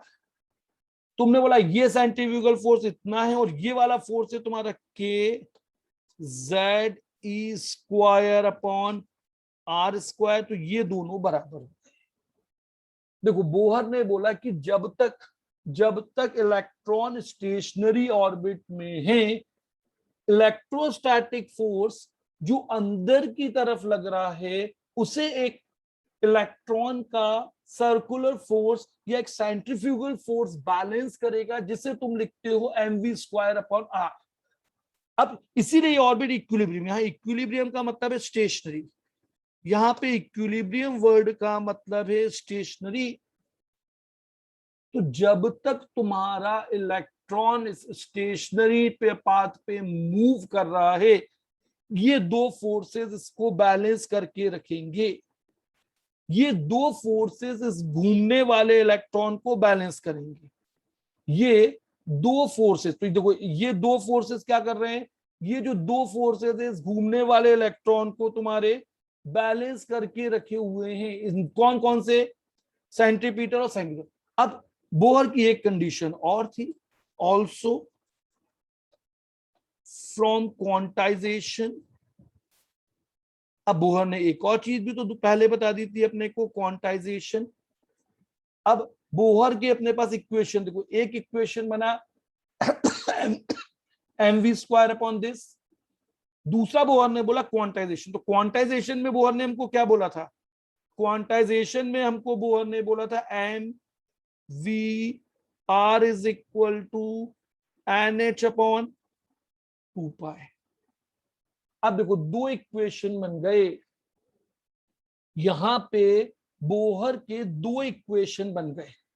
एक इक्वेशन हुआ तुम्हारा डायनामिक इक्विलिब्रियम, एक हुआ तुम्हारा डायनामिक इक्विलिब्रियम, और एक हुआ तुम्हारा क्वांटाइजेशन। तो तुमने डायनामिक इक्विलिब्रियम में लिखा m v square upon r, तुमने डायनामिक इक्विलिब्रियम में क्या लिखा है यहाँ पे, m v square upon r. Dynamic equilibrium में तुमने लिखा है, डायनामिक इक्विलिब्रियम में तुमने लिखा है m v square upon r. अब देखो तुमने अपने इस इलेक्ट्रॉन के लिए m v square upon r box थोड़ा ऐसा एम वी, और दूसरा क्वांटाइजेशन। अब इन दो इक्वेशन को फ्रॉम इक्वेशन 1 एंड इक्वेशन 2, अब दो इक्वेशन को तुम सॉल्व करो। यहां पे जब तुम दो इक्वेशन को सॉल्व करोगे, you will get r is equal to, what is r, radius, n square h square. तो 1 और 2, तुम 1 और 2 के लिए क्या कर सकते हो, पहले इक्वेशन में v की वैल्यू निकाल के दूसरे में रख दो, या दूसरे से v की वैल्यू निकाल के पहले में रख दो, तो तुम्हें रेडियस मिल जाएगा n square h square 4 pi square m square r square. देखो जब तुमने इसको सॉल्व किया, जब तुमने इस इक्वेशन को सॉल्व किया, तो तुम्हें यहां पर एक डेरिवेशन में रेडियस मिल गया। देखो ये तुम्हें रेडियस ऑफ एटम मिल गया, r is radius of atom. जब तुमने इसे सॉल्व किया तो तुम्हें रेडियस ऑफ बोहर ऑर्बिट, तुम्हें ये रटना नहीं है, तुम्हें फॉर्मूला, तुम्हें वन मालूम होना चाहिए फिजिक्स से। सेकंड तुम याद करोगे क्वांटाइजेशन, बोहर ने बोला कि इलेक्ट्रॉन वहीं पर मूव करते हैं जहां घूमते हुए इलेक्ट्रॉन का एंगुलर मोमेंटम इससे आए। अब देखो इससे अगर तुम एक चीज देखोगे, आर यहां पर आएगा, नीचे क्या आ जाएगा तुम्हारा रेडियस के फॉर्मूले में जेड, तुम्हारे रेडियस के फॉर्मूले में आ जाएगा 4 pi square m z square k भी आता है। यहां पर तुम्हारे फॉर्मूले में क्या आता है, एम के। एक मिनट मुझे पूरा फॉर्मूला बनाने दो। 4 पाई, अब मैं लिखता हूं रेडियस का फॉर्मूला। तो radius is given by n square h square 4 pi m k z square, m k z e square m. इसको फिर से लिख देते, रुको यहां पे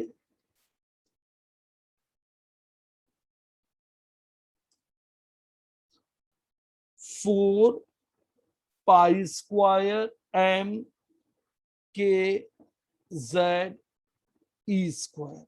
ई क्या है इस फॉर्मूले में, charge of electron. E is charge of electron, z is atomic number, k एक कांस्टेंट 1/4 पाई एप्सिलॉन, के होता है 1/4 pi epsilon. M is mass of electron, h Planck's का constant, h is Planck's constant, Planck's का constant है h. N orbit number, n is orbit number, किस orbit में electron revolve कर रहा है। तो इस पूरे फॉर्मूले में तुम देखो तो क्या वेरिएबल है, व्हाट आर द वेरिएबल। एक एन हो सकता है, एन की वैल्यू 1 2 3 4 हो सकती है। दूसरा अलग अलग के लिए ये एटॉमिक नंबर अलग अलग होगा। तो यहां से तुम देखते हो कि रेडियस जो है वो directly proportional to n square for one atom. एक पर्टिकुलर एटम या आयन के लिए, एक पर्टिकुलर हाइड्रोजन एटम या हाइड्रोजन लाइक के आयन के लिए radius is directly proportional to n square and radius is inversely proportional to z. देखो ये ऑब्जेक्टिव में तुम्हें ध्यान रखना है। मुझे नहीं, मैं ये बोला ये फॉर्मूला थर्ड याद नहीं करना, तुम ये थर्ड फॉर्मूला याद नहीं करना है, ये बड़ा रिजल्ट याद नहीं करना। या तो इस रिजल्ट को डिराइव कर लो। कैसे डिराइव करोगे, एक बार लगाओ क्वांटाइजेशन इक्वेशन, एक बार लगाओ डायनामिक इक्विलिब्रियम, तुम्हें ये वैल्यू, हाँ यहां से तुमको जो ऑब्जेक्टिव आएंगे, तो मतलब तुम हाइड्रोजन एटम में जैसे जैसे न्यूक्लियस से दूर जाओगे वैसे वैसे एन की वैल्यू बढ़ेगी, वैसे वैसे तुम्हारा रेडियस बढ़ेगा। अब मैं तुमको बोलूं कि आर और एन स्क्वायर का ग्राफ कैसा होगा। अब देखो अगर मैं तुमको यहाँ पे आर और एन स्क्वायर का ग्राफ बनाऊं, आर और एन स्क्वायर, तो वो ग्राफ लीनियर होगा। पर अगर मैं तुमसे, देखो ये तुमको अभी नहीं आता ना, मैं सिखाना चाहता कि अगर आर और एन का ग्राफ, आर और एन का ग्राफ कैसा होगा, तो वो मैं अभी तुमको सिखाना नहीं चाहता। आर और एन एक पैराबोला होना, ये है, ये सब मैं तुमको अभी यहाँ पे सिखाना नहीं चाहता हूं। तुमसे से मैंने बोला आर और एन स्क्वायर, तुमसे कोई आर और एन का ग्राफ पूछेगा तो जब उसके लिए तुमने मैथ्स पढ़ा होगा, बायो वालों से कोई पूछने वाला नहीं। अच्छा आर और 1/z, अब देखो आर और 1/z के बीच ग्राफ ऐसा होगा। इस इक्वेशन से तुम एक बना सकते हो, R1/R2 is N1 square upon N2 square. इससे तुम एक फॉर्मूला कंडीशन बना सकते हो। देखो रिजल्ट पे रिजल्ट बनने, R1/R2 इज Z2/Z1। ये हुआ अलग अलग के लिए, ये हुआ डिफरेंट एटम या आयन, डिफरेंट एटम या आयन के लिए ये फॉर्मूला हुआ तुम्हारा एक, या तुम दोनों के लिए जोड़ के बना सकते थे। अब तुम इस फॉर्मूले में, कौन से वाले फॉर्मूले में, थर्ड में, अब तुम इस थर्ड रिजल्ट के अंदर कांस्टेंट्स की वैल्यू को रख दो। अब अगर अपन इस थर्ड रिजल्ट में सारे के सारे कांस्टेंट की वैल्यू को रख दें, यहां देखो, अब मैं इस थर्ड रिजल्ट में कांस्टेंट्स की वैल्यू को रख रहा हूं। मेरा रिजल्ट है r is equal to n, तो मैंने यहां लिखा r n square, Planck's constant 6.6 into 10 to the power minus 34 का स्क्वायर, 4 पाई की वैल्यू 3.14 का स्क्वायर, k की value 9.1 into 10 to the power 9, charge of electron 1.6 into 10 to the power minus 19 का square, mass of electron 9.1 into 10 to the power minus 31। अब यहां पर देखो फॉर्मूले में था एन स्क्वायर, नीचे था यहां जेड, एन स्क्वायर जेड, क्या था फॉर्मूले में, एन स्क्वायर जेड। अब जब इस सबको तुम मल्टीप्लाई डिवाइड करोगे तो तुम्हारे पास सिंप्लीफाई करने पे आएगा 0.529 into 10 to the power minus 10 n square upon z metre. ये देखो, ये डिस्टेंस तुमने मीटर में नापा है। तुम यहां पे देखो, जब तुमने रेडियस को निकाला तो ये मल्टीप्लाई डिवाइड करने पे इतना आया।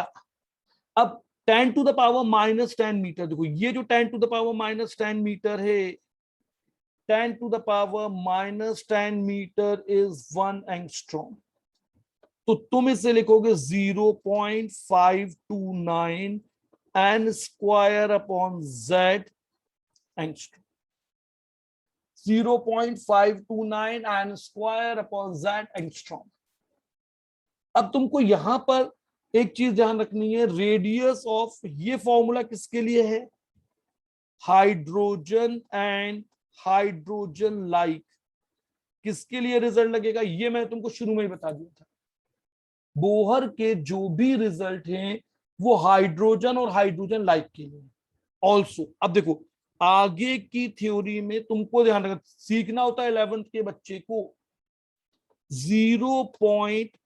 अब अगर मान ले radius of Bohr first orbit, अब मैं तुमको बोलूं calculate the radius of Bohr first orbit of hydrogen, radius of Bohr first orbit of hydrogen, radius of Bohr first orbit of hydrogen atom. अब अगर हाइड्रोजन एटम है तो इसके लिए Z की वैल्यू कितनी होगी, फर्स्ट ऑर्बिट है तो N1 होगा, अगर यहां पे हाइड्रोजन एटम है तो यहां पे Z कितना होगा, 1। अगर हाइड्रोजन एटम है तो Z1 है, फर्स्ट ऑर्बिट है तो 1, तो रेडियस कितना हो जाएगा 0.529, एन की जगह 1 square upon 1 angstrom, 0.529 angstrom. So what is the radius of Bohr first orbit? What is the radius of Bohr first orbit of hydrogen atom? ये वैल्यू तुमको याद करनी है, ये वैल्यू मुझे आगे भी काम आती है। तो radius of first Bohr orbit is 0.529 angstrom, 0.53, 0.529, दो में से जो भी तुमको याद रहे। अब यहां पे देखो, अगर मैं तुमसे बोलूं radius of Bohr second orbit of hydrogen, अब अगर सेकंड ऑर्बिट है तो देखो 0.529 2 स्क्वायर अपॉन 1 हाइड्रोजन एटम के लिए। अब देखो यहां पे दो चीज, सेकंड ऑर्बिट है तो n is equal to 2, hydrogen है तो z इज इक्वल टू 1। तो ये हो गया तुम्हारा 0.529 into 4 angstrom. The radius of Bohr second orbit is 0.529 into 4 angstrom. अब अगर इसी तरह से बोलूं थर्ड ऑर्बिट ऑफ हाइड्रोजन, अब इसे तुम लिख दो R3। फर्स्ट ऑर्बिट को तुम लिख सकते हो R1, सेकेंड ऑर्बिट को तुम R के नीचे 2, या यहाँ पे RH1 या R1H ऐसा भी लिख सकते हो, R1H। अब देखो ये कितना हो जाएगा 0.529, 3 स्क्वायर अपॉन 1, 0.529 इंटू 9 एंगस्ट्रॉम। तो तुम 10th orbit, what is the radius of 10th orbit of hydrogen atom? 0.529 into 10 square. 100 orbit, atom के अंदर कितने भी ऑर्बिट हो सकते हैं, 0.529 into 100 स्क्वायर, 0.5। अब इसी हर उसमें 0.529 आ रहा है, तुम देख रहे हो कि हर ऑर्बिट में रेडियस में 0.529 आ रहा है, इसलिए बोहर ने इसके लिए एक नया कांस्टेंट ए नॉट भी लिख दिया। तो where a naught is constant, where a naught is constant, तुमको ध्यान रखना है ये बोहर ने लिखा था, एंड इट इज 0.529 एंगस्ट्रॉम। अगर इस चैप्टर में कहीं तुम ए के नीचे 0 लिखा देखते हो तो तुम इसे ऐसा, अब अगर मैं बोलूं calculate the radius of third orbit of helium, मुझे what is the radius of third orbit of helium, what is the radius of third orbit of helium. अब मुझे बताओ what is the radius of third orbit of helium, helium के third orbit का radius क्या होगा, radius तो क्या होगा बताओ, मुझे कोई बताना चाहेगा? ए नॉट नहीं होगा, हम नहीं निकाल सकते, क्यों? हीलियम के अंदर क्या है, 2 प्रोटॉन है, 2 न्यूट्रॉन है, न्यूट्रॉन से कोई फर्क नहीं पड़ना, पर यहां 2 इलेक्ट्रॉन है। Bohr, result of Bohr is only for hydrogen and hydrogen like। तो हीलियम इज डिफरेंट, हीलियम जो है वो हाइड्रोजन से अलग है क्योंकि उसमें 2 इलेक्ट्रॉन है, हीलियम जो है वो हाइड्रोजन से अलग है क्योंकि उसके अंदर 2 इलेक्ट्रॉन है। हाँ, अब अगर मैं तुमको ऐसा बोलूं, अब मैं अगर तुमको बोलूं third orbit of helium plus, तो तुम यहां लिखोगे 0.529, या तुम इससे लिखोगे ए नॉट। 0.529 को तुम क्या बोलते हो, पॉइंट। अब तुम्हें यही क्वेश्चन है, इससे तुमको यहां पे ध्यान से सीखना है। तुम्हें केमिस्ट्री में क्या क्या निकालने के लिए आता है वो तुम समझो। तुमको सबसे पहले radius, velocity, angular frequency, angular speed, time period, बस यही चीजें, और एनर्जी, एक्सीलरेशन, एरिया, ये सब नहीं। अब तुम ध्यान से देखो, ये आ गया 0.529। अब तुम इस फॉर्मूले में यहां देखो, अगर हीलियम प्लस है तो एन की वैल्यू कितनी है, एन हो गया 3, जेड हो गया 2, यही 2 चीजें हैं।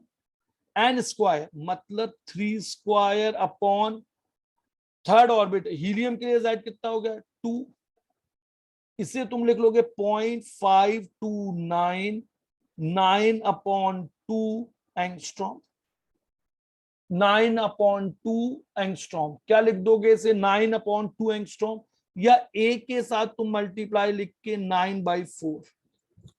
अब तुमने ए नॉट में तुमने एंगस्ट्रॉम नहीं लिखना है। ए नॉट का मतलब क्या होता है, what is the meaning of a naught, 0.529 angstrom को बोहर थ्योरी में एडवांस लेवल पे ए नॉट लिखा गया है। बोहर थ्योरी को एडवांस लेवल पे तुमने ए नॉट लिखा है। अब अगर मैं बोलूं radius of third orbit of lithium plus, तो तुम्हारा आंसर होगा हम नहीं बता सकते। क्यों? क्योंकि बोहर की थ्योरी का रिजल्ट किसके लगता है, जिनमें 1 इलेक्ट्रॉन हो।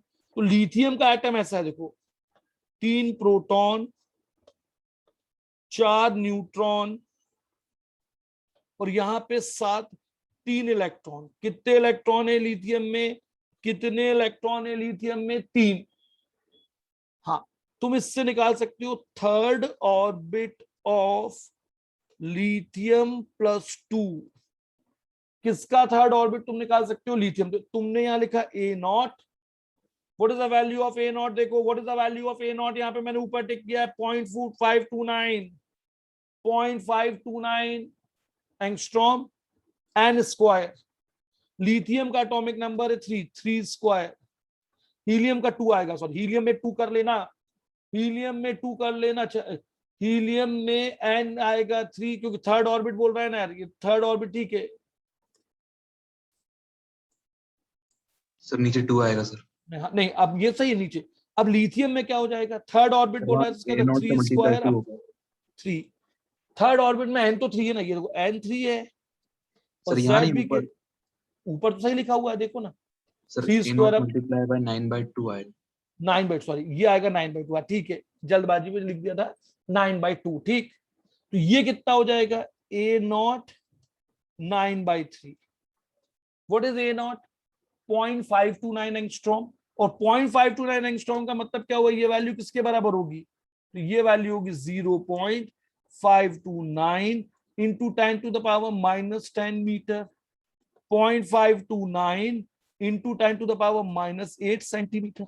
तो अब तुम यहाँ देखो, ये वैल्यूज तुमको इसलिए डे वन से धीरे धीरे केमिस्ट्री को पढ़ना पड़ता है। तो बोहर ने क्या निकाला? What Bohr calculated? Bohr calculated the radius. अब देखो, अगर तुम 1 और 2 को ध्यान से देखो, अब तुमको क्या निकालना है? इलेक्ट्रॉन की वेलोसिटी। तुम्हें अब यहाँ पे क्या निकालना है? वेलोसिटी। तुम इससे वेलोसिटी को लिख सकते हो v is equal to NH/2πr। अब तुम यहाँ पे v को लिख सकते हो, v को तुम इस फॉर्मूले से v को लिख सकते हो NH/2πmr। यहां से तुम वेलोसिटी लिखने के लिए क्या लिख सकते हो? तो देखो तुम्हारा क्वांटाइजेशन का फॉर्मूला ये है बेटा, ध्यान से देखो। अब मुझे निकालना है वेलोसिटी ऑफ इलेक्ट्रॉन, ये क्वेश्चन आएगा इसलिए निकाल रहे हैं। अब मुझे यह निकालना है वेलोसिटी ऑफ इलेक्ट्रॉन। तुम भूल गए सब कुछ, देखो तुमको ध्यान रखना quantization, n v r is equal to NH/2π। तो v is equal to NH/2πmr। अब तुम यहां पे देखो, तुमने ये लिखा n, ये लिखा h, ये लिखा 2π, ये लिखा m। ये एक बार और देखो, यहां लिखा तुमने n, यहां पर लिखा तुमने h, यहां पर लिखा तुमने 2πm। अब देखो रेडियस कितना होता है? What is the radius of Bohr orbit? 0.529 n square upon z into 10⁻⁻10 metre. ये तुमने यहाँ पे मीटर में लिख दिया। अब तुम यहाँ पे r की वैल्यू रख दो। देखो अभी तुमने ऊपर एक फॉर्मूले में r की इतनी बड़ी वैल्यू निकाली। देखो तुमने अभी r का एक फॉर्मूला निकाला, क्या निकाला r का formula? Third equation, n square h square, n square h square 4πm के z स्क्वायर। अब तुम यहाँ पे r की वैल्यू रखो, n square h square upon 4πm E square z की, यही बनाया। देखो तुमने भी इसका formula radius of hydrogen atom, radius of hydrogen atom अभी तुमने फॉर्मूला बनाया था कि radius is n square h square 4πm के z स्क्वायर, m के 4π स्क्वायर, यहाँ पे 4π square m E square z के। तो अब तुम जब इसे सॉल्व करोगे तो तुम्हें वेलोसिटी का फॉर्मूला मिल जाएगा। देखो जब तुम इसे सॉल्व करोगे तो तुम्हें वेलोसिटी का फॉर्मूला मिल जाएगा, इलेक्ट्रॉन की वेलोसिटी का फॉर्मूला आ जाएगा। क्या फॉर्मूला आया? देखो ये फॉर्मूला, इसको सॉल्व करके ऐसा भी लिख सकते हो तुम, v is equal to this, इससे तुम ऐसा भी लिख सकते हो 2π के z ई स्क्वायर अपॉन 2π के z स्क्वायर अपॉन NH। ये सॉल्व करने पे, इसके बाद सॉल्व करने पे ऐसा या इससे। तो तुम यहां पे देखते हो, अगर तुम कांस्टेंट्स की वैल्यू रखो, अब जैसे तुमने पहले कांस्टेंट की वैल्यू रखी, तो ये सब सॉल्व करने पे 2.18 इंटू 10⁻6 z अपॉन n metre per second, metre per second. ये आ गई तुम्हारी वेलोसिटी। देखो पर ये फॉर्मूला किसके लिए लगेगा, तुमको ये रिजल्ट याद है, ये वैल्यू देखनी है। तो velocity is directly proportional to z and velocity is inversely proportional to n। अब तुम देख लो for hydrogen and hydrogen like atom, जैसे जैसे तुम न्यूक्लियस से दूर जाते हो वैसे वैसे सरकमफ्रेंस बढ़ता है और वेलोसिटी कम हो जाती है। n बढ़ता है तो वेलोसिटी, तो when n increases velocity of electron decreases। अब वेलोसिटी कम हुई तो काइनेटिक एनर्जी कम हो जाएगी। जब तुम किसी एटम के अंदर न्यूक्लियस से दूर जाओगे तो इलेक्ट्रॉन एक सर्कुलर ऑर्बिट में घूमेगा, ऐसा बोहर ने माना, तो उससे उसकी वेलोसिटी कम हो जाएगी। तो v is inversely proportional to z। अब मैं बोलूं velocity of electron in first orbit of hydrogen atom. अब देखो तुम्हें ये याद होना चाहिए, स्कूल में वेलोसिटी नहीं आती, स्कूल में या तो रेडियस आएगा या एनर्जी आएगी स्कूल एग्जाम में, पर ऑब्जेक्टिव में कुछ भी आ सकता है, पर आएगा इसी में से। ये भी तुमने रखो, कुछ भी अगर बोले इलेक्ट्रॉन का मास डबल कर दे तो वेलोसिटी क्या होगी। तो अब तुम देख लो कि तुम्हारा m कहां पर आया था, तुम्हारे इस फॉर्मूले में m कहां पर आया था, तो m पे डिपेंड ही नहीं करता था। अब देखो हाइड्रोजन आइटम है तो उसके लिए z की वैल्यू कितनी हो गई 1, फर्स्ट ऑर्बिट है तो n की वैल्यू कितनी हो गई 1, 2.18 into 10 to the power 6 meter per second. What is the velocity of electron in the first orbit of helium plus? अब देखो अगर मैं तुमको बोलूं first orbit of helium plus ion 2.18 into 10 to the power 6। अब ये होता है z by n। z helium के लिए z कितना है 2, n कितना है 1, तो 2/1। अब देख लो हीलियम प्लस के फर्स्ट ऑर्बिट में इलेक्ट्रॉन की स्पीड हाइड्रोजन के एटम की डबल हो गई। तो अब अपन ऐसा बोल सकते हैं velocity of electron in the first orbit of hydrogen is to velocity of electron in the first orbit of helium plus. ये रेशियो है 1:2। तुम इनको डिवाइड कर लो, तुम इन दो रिजल्ट्स को डिवाइड कर लो तो तुम्हें वही मिलेगा, या तुम इस फॉर्मूले को देखो v/n। तो जैसे जैसे अब तुमको यहाँ पे ध्यान में पॉजिटिव चार्ज बढ़ेगा वैसे वैसे अट्रैक्शन बढ़ेगा, वैसे वैसे स्पीड बढ़ेगी। अच्छा अब मैं बोलूं कैलकुलेट, एक क्वेश्चन ऑब्जेक्टिव के लिए question, calculate ratio of velocity of electron in first orbit of hydrogen and calculate the ratio of velocity of electron in first orbit of hydrogen and velocity of light।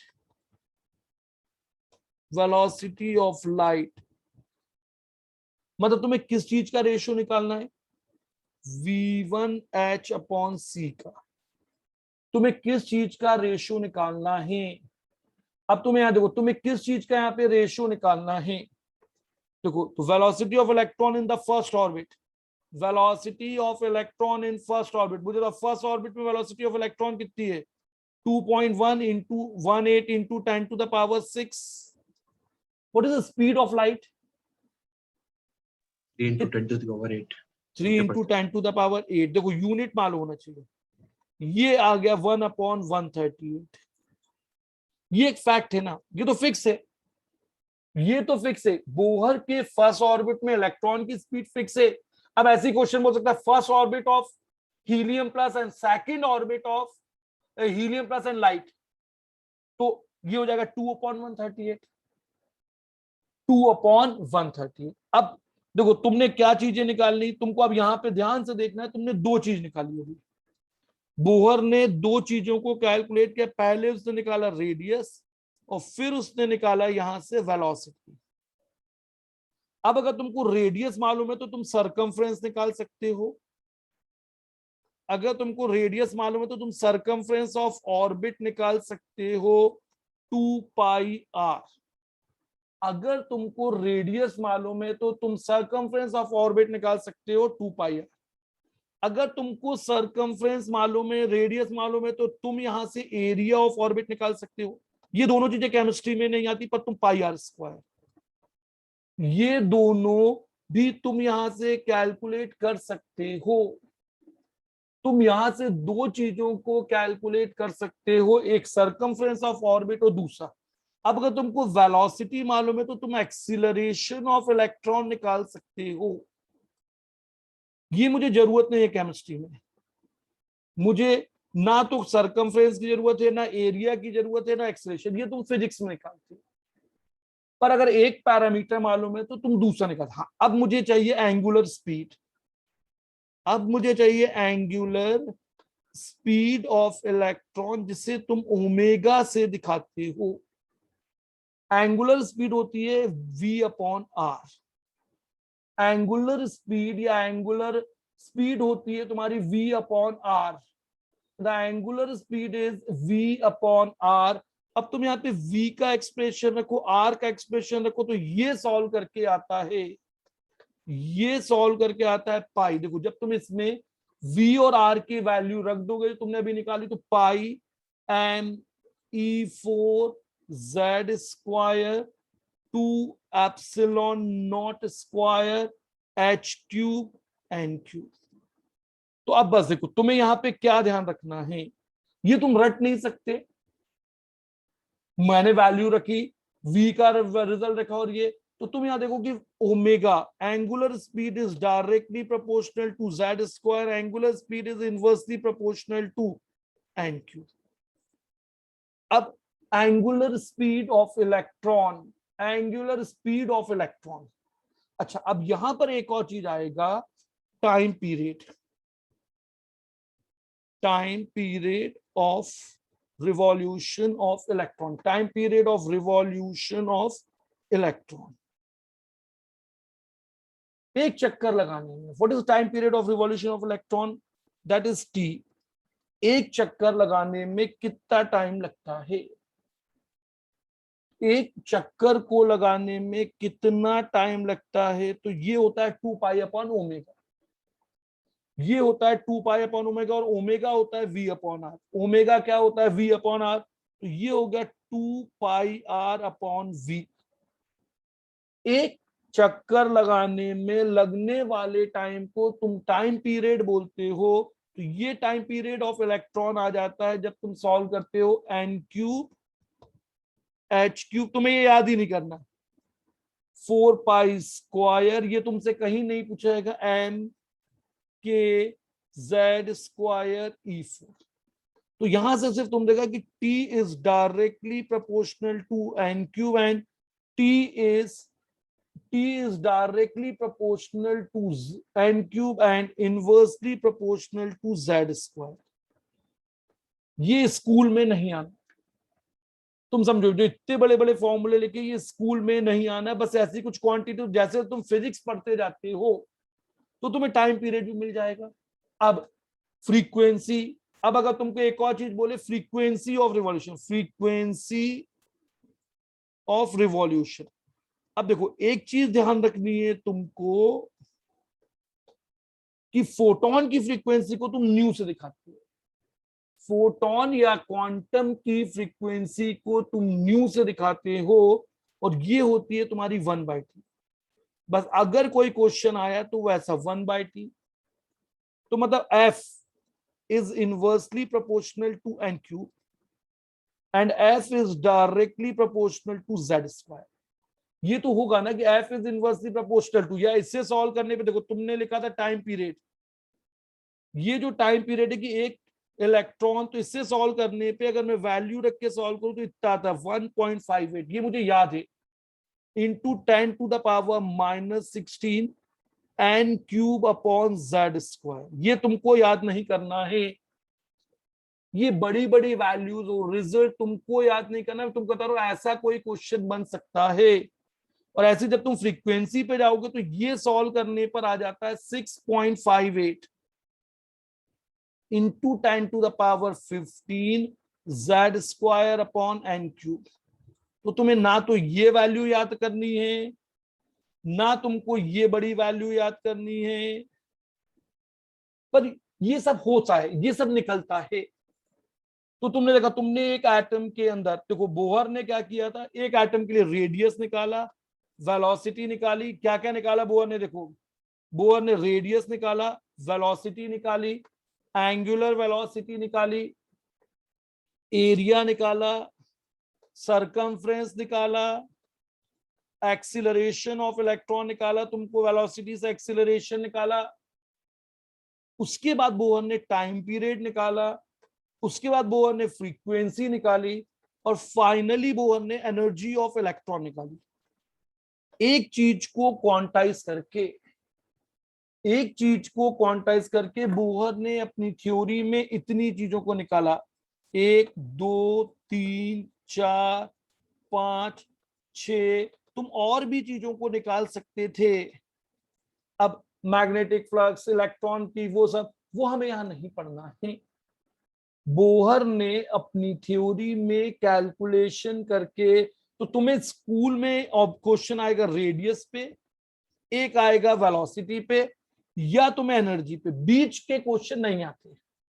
हाँ, तुम्हें सिर्फ ये ध्यान रखना होगा कि time period of revolution will be directly proportional to n cube and inversely proportional to z square, directly proportional to n cube and inversely proportional to z square. अब देखो, जब मैं अगली क्लास, आज की क्लास यहीं पे रोक रहा हूं, मैं तुम्हें नेक्स्ट क्लास में ये जितना बड़ा मैंने डेरिवेशन और रिजल्ट सीखे हैं, ये 5 मिनट में रिवाइज कराऊंगा।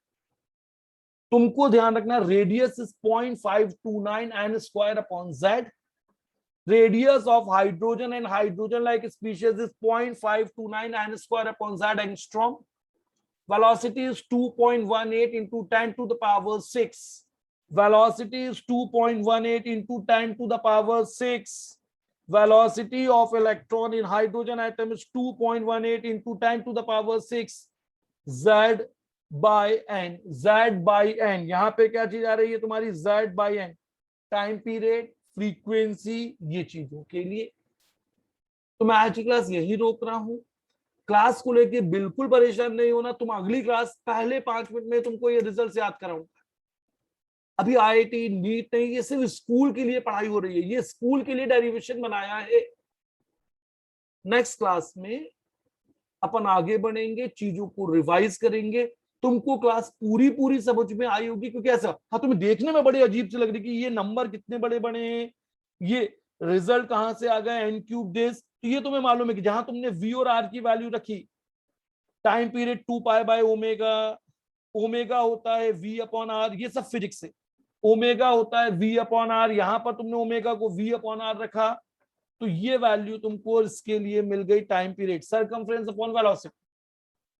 तो कितने सेकंड में इलेक्ट्रॉन न्यूक्लियस के पास एक चक्कर लगाता है, उसे तुम बोलते हो, कितने टाइम में एक इलेक्ट्रॉन चक्कर लगाते हैं, तुम बोलते हो टाइम पीरियड, और reciprocal of time period will give you frequency of electron. यहां पे देना, न्यू नहीं लिखना तुमको, new is a frequency of photon. यहां पर प्लैंक्स की थ्योरी लगी, उसने प्लैंक्स की थ्योरी को यूज किया। अब नेक्स्ट क्लास में पहले ये रिवाइज करेंगे, और फिर अपन क्या चीज निकालने वाले हैं बेटा, एनर्जी। तो वो क्लास भी ऐसी इंटरेस्टिंग और बड़ी होगी। तो मैं क्लास को रोक रहा हूं यहाँ पे। तुम्हें समझ में आया? सर न्यूट्रॉन अभी भी नहीं आया। न्यूट्रॉन तो 19, ये थ्योरी कब आई थी, तुम देखो, थ्योरी आई थी 1913 में, और न्यूट्रॉन जो है वो 1931 में आया था। न्यूट्रॉन, ये बहुत, जब तुम फिजिक्स पढ़ोगे तो रिड्यूस मास, आगे अगर हम कोई कहीं लेवल 2 पे क्वेश्चन, तो भाई अभी मैं केमिस्ट्री में तुम्हें रिड्यूस मास और ये सब नहीं बता सकता। अब अगर मान लो मैं तुमसे ऐसा बोलूं कि एक इलेक्ट्रॉन की जगह तुम मीजॉन रख दो, या ड्यूटीरियम है, तो क्या आएगा, ये रदरफोर्ड, ये बोहर की दिक्कत थी। तो न्यूट्रॉन अभी भी नहीं आया। न्यूट्रॉन तो कब आया, 1931 में, और न्यूट्रॉन के आने से अट्रैक्शन नहीं चेंज हो रहा। देखो, इस पूरे फॉर्मूले में m is mass of electron, nucleus का मास नहीं लिया बोहर ने कहीं। तुम यहाँ पे देखो, इस पूरे फॉर्मूले को डिराइव करते वक्त बोहर ने इलेक्ट्रॉन का मास m माना है। इलेक्ट्रॉन का मास क्या है, उसने इलेक्ट्रॉन का मास m है, इस न्यूक्लियस का मास उसने कहीं लिया ही नहीं। बोहर ने अपनी पूरी थ्योरी में न्यूक्लियस का मास कहीं भी कंसीडर नहीं किया था। समझ में आया तुमको ये? Yes sir. बस अब एक बार अभी इसके नोट्स तुम्हारी ऐप पे शेयर कर रहा हूं, वहां से क्लासरूम नोट को एक बार पढ़ लो, लिखना अगली क्लास में। जब मैं तुमको पूरा पढ़ा दूं, प्रिंटेड नोट दे दूंगा, वो देख लेना, तो लिखना नहीं, उसके बाद तुम इसको नोट डाउन कर लेना। समझ में आ रहा है तुमको ये सारा? यस। चलो अब मैं क्लास को रोक रहा हूँ बेटा। Thank good you. Night. Good Yes, night. sir.